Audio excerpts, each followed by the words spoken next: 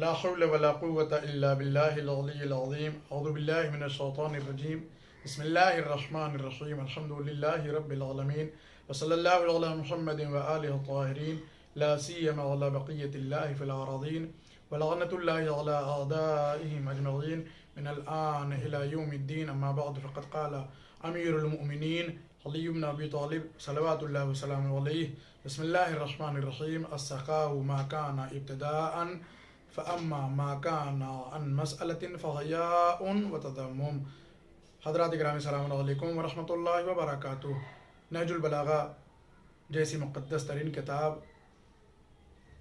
جس میں مولا امیر المومنین علی بن ابی طالب علیہ الصلوۃ والسلام نے انسانوں کے اندر وہ سارے اوصاف کہ جن کی بنا پر انسان محترم اور محبوب قرار پاتا ہے، ان میں سے صفت خاص ہے سخاوت، جس کی طرف آپ کا یہ بارز اشارہ ہے کہ اگر کسی انسان کے اندر یہ صفت پائی جائے تو یقیناً وہ انسان لوگوں کی نگاہ میں بھی محبوب اور خدا اور رسول و آل رسول کی نگاہ میں بھی محترم ہوتا ہے. گھر بیٹھے نہج البلاغہ سیکھیے کے عنوان سے الحمدللہ کلمات اختصار کا یہ 53 نمبر کا کلمہ نورانی ہے جو آپ کی خدمت میں حاضر ہے. سب سے پہلے خاص بات یہ کہ اگر آپ اس عنوان کے علاوہ بھی دیگر مذہبی بیانات کے سلسلے میں چاہتے ہیں کہ ہماری ویڈیوز اور ہمارے بیانات آپ تک آسانی سے پہنچ جائیں تو آپ ہمارے یوٹیوب چینل کو ضرور سبسکرائب کیجئے تاکہ دین و شریعت کی کچھ باتیں، اقوال معصومین و احادیث و آیات قرآنی، یہ سب آپ تک بآسانی پہنچ سکیں اور آپ بھی اس کار خیر میں شریک ہوں. امام فرماتے ہیں سخاوت وہی ہے کہ جو ابتداءً کی جائے، یعنی بغیر مانگے سخاوت کی جائے، بغیر حاجت طلبی کے سخاوت کی جائے، دیا جائے کسی کو بغیر کچھ مانگے ہوئے. ورنہ مانگنے کے بعد تو امام فرماتے ہیں کہ حیا اور پاسداری کی بنیاد پر آدمی کیا آبرو کو بچانے کے لیے کیا ہے دیا ہی جاتا ہے. کوئی آدمی اگر بغیر کسی کی حاجت طلبی کے بغیر مانگے کسی کو کچھ دیتا ہے تو اس کا مطلب کہ اس نے سخاوت کی ہے. لیکن اگر کسی نے دست سوال دراز کر دیا ہے، ہاتھ پھیلا دیا ہے، اور اب اس صورت میں آدمی سوچتا ہے کہ اگر نہیں دیں گے تو آبرو جاتی ہے، آبرو کے جانے کی جو ہے وہ کیا ہے، جو اس کو دہشت محسوس ہو رہی ہے، خوف محسوس ہو رہا ہے، اس بنا پر کر دیتا تو یہ سخاوت نہیں ہے، بلکہ اس مرحلے میں اس نے اپنے آپ کو اور اپنے حیا کو محفوظ رکھنے کے لیے کسی کو کچھ دیا ہے. سخاوت وہی کہ جو بغیر مانگے دی جائے، بغیر مانگے عطا کر دیا جائے، وہ سخاوت ہے. یقیناً سخی انسان جو ہے وہ کیا ہے سبھی کی نظر میں محترم ہوتا ہے. احادیث میں بھی موجود، اگر سرداری چاہتے ہو تو سخاوت کرو. اگر واقعی کوئی سرداری چاہتا ہے تو سخاوت کرنا چاہیے. بغیر سخاوت کے سرداری نہیں ملتی ہے. بزرگی اگر چاہیے انسان کو تو سخاوت کرے. اس سلسلے میں بہت ساری باتیں کی جا سکتی ہے، لیکن چونکہ بیان بہت طولانی نہ ہو جائے اس لیے بہت اختصار کے ساتھ آپ کی خدمت عرض کریں.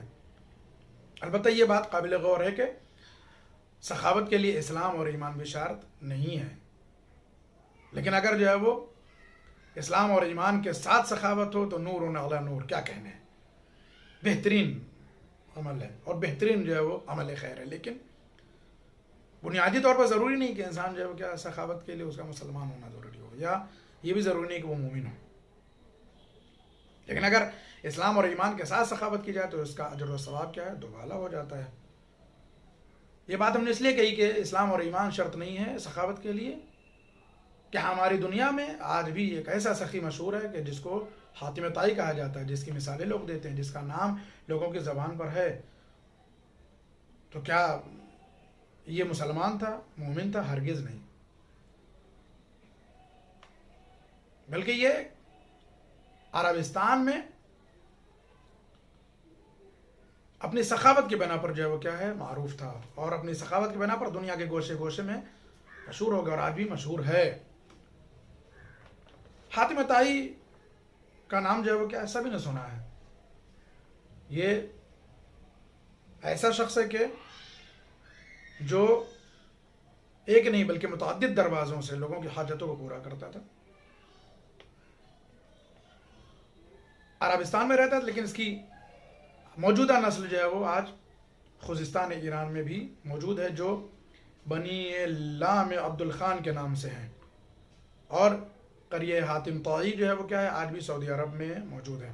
سخاوت کا عالم یہ تھا کہ ہر روز 10 اونٹ ذبح کر کے لوگوں کو کیا ہے، مہمانی کرتا تھا، لوگوں کی میزبانی کرتا تھا، ان کی مہمان نوازی کرتا تھا۔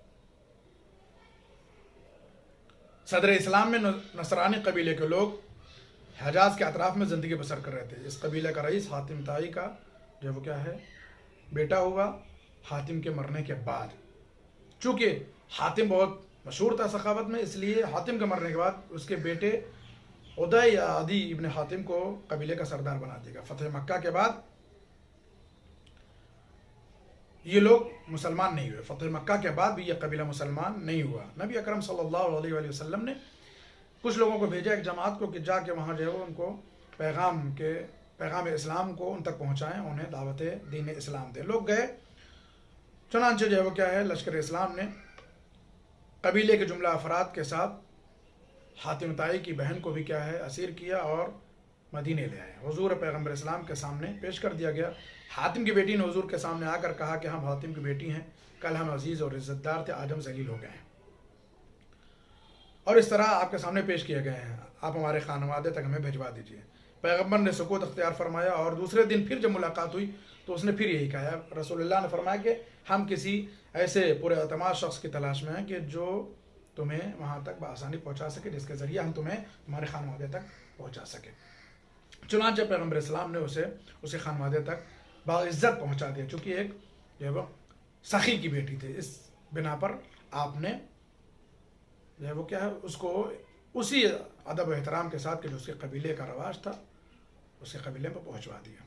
چنانچہ جب یہ فوج گئی تھی تو وہاں سے چونکہ اس کا بھائی فرار کر گیا تھا، جب اس کی بہن وہاں پہنچی ہے تو عدی ابن حاتم طائی سے ملاقات کرتی ہے اپنے بھائی سے، اور کہتی ہے کہ تم جو ہے پیغمبر اسلام کے پاس جاؤ اور ان سے دین کی باتیں سیکھو۔ دین اسلام بہت ترقی یافتہ ملک ہے اور آگے جو ہے وہ اس کو بہت ترقی ملنے والی ہے، پیغمبر کی باتیں جا کر کے تم سنو۔ چنانچہ اب حاتم طائی کے بیٹے عدی ابن حاتم طائی کا بیان ہے کہ میں پیغمبر اسلام کی خدمت میں حاضر ہوا اور مدینے میں مسجد پیغمبر میں جا کے پیغمبر کی خدمت میں سلام عرض کیا، اور پھر پیغمبر نے جو ہے وہ مجھ سے کہا کہ تم میرے گھر مہمان رہو، اور آپ مسجد سے لے کر کے اپنے بیت الشرف کی طرف چلنے لگے۔ درمیان راہ وہ کہتا ہے کہ میں نے ایک ضعیفہ کو دیکھا، اور اس دن گرمی بہت تھی، بہت شدید گرمی تھی، دھوپ تھی۔ پیغمبر اسلام جو ہے وہ اپنے بیت الشرف کی طرف ہم کو لے کے جا رہے تھے، ہم کو مہمان کیا تھا، اور وہ کہتا ہے کہ درمیان راہ ایک ضعیفہ ملی، ایک بوڑھی عورت ملی کہ جس نے پیغمبر اسلام سے کچھ سوالات کیے، کچھ اور مانگا۔ پیغمبر اسلام نے اسے جو ہے وہ دے دیا اور اس کی مشکل کو حل کر دیا۔ اب ہم پیغمبر اسلام کے اس کردار سے بڑا متاثر ہوئے اور پیغمبر اسلام کے ساتھ ان کے بیت الشرف میں آئے۔ چنانچہ وہ کہتا ہے کہ میں نے دیکھا کہ پیغمبر اسلام نے میرے ساتھ انتہائی نیک برتاؤ کیا اور میرے لیے خاص جو ہے وہ کیا ہے، میزبانی کا اہتمام کر رکھا تھا، میری بخوبی مہمان نوازی کی گئی۔ پیغمبر اسلام نے مجھ سے فرمایا کہ تم نصرانی تو نہیں ہو؟ پھر اپنی قوم سے عشریہ، یہ خاص قسم کی رقم ہوتی تھی، وہ کیوں وصول کرتے ہو؟ ہم نے رسول اللہ نے فرمایا کہ تم نصرانی تو نہیں ہو، پھر تم جو ہے وہ یہ پیسہ قوم کے لوگوں سے کیوں لیتے ہو؟ اگر تم ایسا کرتے ہو اور تم کر رہے ہو تو یہ ظلم ہے، یہ پیسہ لینا قوم سے تمہارا کیا ہے، باوجود اس کے تم نصرانی بھی نہیں، یہ نصرانیوں کا رواج ہے، تم ظلم کر رہے ہو پیسہ لے کر کے۔ وہ کہتا ہے کہ مجھے اس بات کا بہت اثر ہوا، مجھ پر بہت اثر ہوا، اور اسی وقت مجھے معلوم ہوا کہ مجھے یہ کام نہیں کرنا چاہیے تھا، اور میں نے اس دن سے یہ ارادہ کر لیا کہ میں جو ہے وہ اپنے تابع داروں سے پیسے نہیں لوں گا۔ چنانچہ پیغمبر اسلام کی سادگی اخلاق اور کرم و مہمان نوازی دیکھ کر کے حاتم طائی کا بیٹا کیا ہے، مشرف بے اسلام ہو گیا۔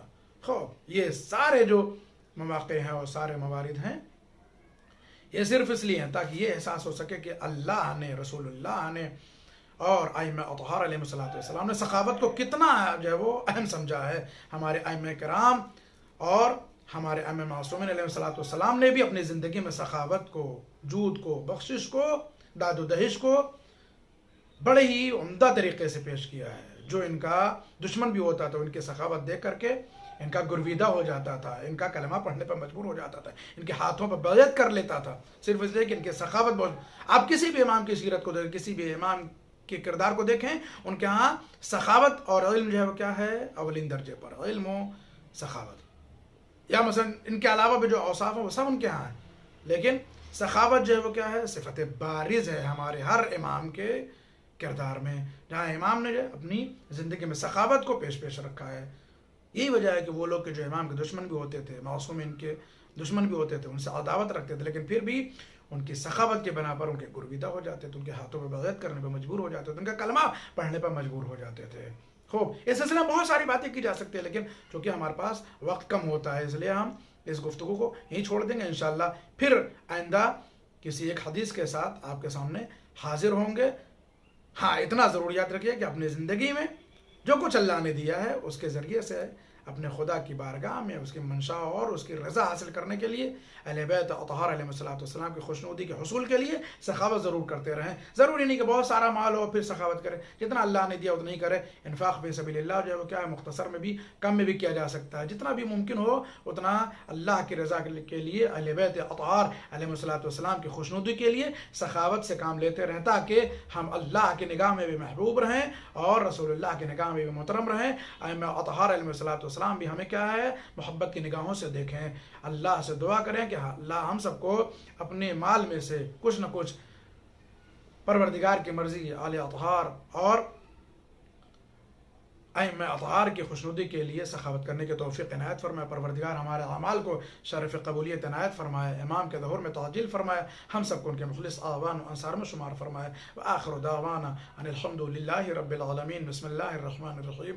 ان اللہ وملائکتہ یصلون علی النبی یا ایھا الذین آمنوا صلوا علیہ وسلموا تسلیما۔ اللہم صل علی محمد وآل محمد وعجل فرجهم۔